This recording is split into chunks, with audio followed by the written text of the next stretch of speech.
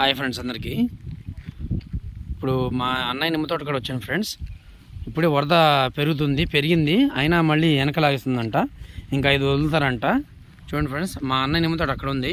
ఇది పెద్ద కొండూరు కట్టక ఆనుకుని ఉండేది చేను. ఇది దాదాపుకు ఉన్న 4 ఎకరాల్లో 2 ఎకరాలు మునిగింది. ఇంకా 2 ఎకరాలు మునగాలి. అది మెల్లి ఎక్కుతున్నాయి. ఇప్పుడు వరద అవుతుంది. ఇక్కడ రైతులను అడిగితే తగ్గుతుంది అన్నారు.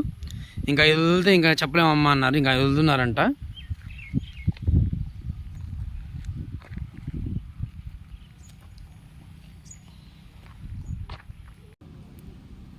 వరద ఇంకోటి పెరుగుతుంది ఫ్రెండ్స్. చూడండి, ఈ వరద ఇప్పుడు దాకా ఇక్కడ దాకా వచ్చాను నేను. మీకు దాదాపు నాకు ఇక్కడ దాకా వచ్చింది.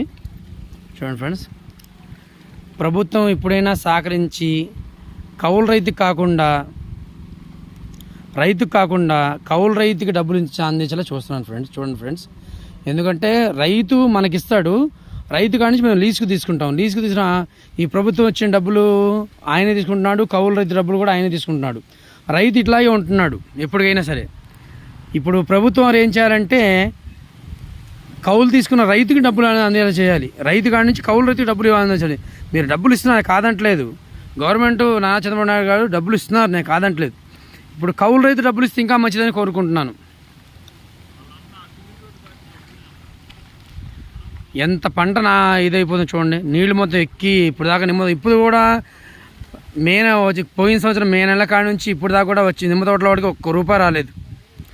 ఇప్పటికీ అయినా ₹1 అనుకుంటేనే వరద వచ్చింది. ఈసారి నిమ్మ తోట ప్రతి రైతు నెత్తి మీద తడి కొట్టేసుకొని వెళ్ళిపోవడమేగా. ₹1 కూడా రాదు. ఇప్పుడున్న పిందెలు చలికాలం అమ్మవు. మే నెల కాయ నుంచి ₹20 మార్కెట్. ఇప్పుడు దాకా కూడా కోసేకాయలు లేవు, పిందెలు అయిపోయినాయి. ఈ వరద వచ్చింది.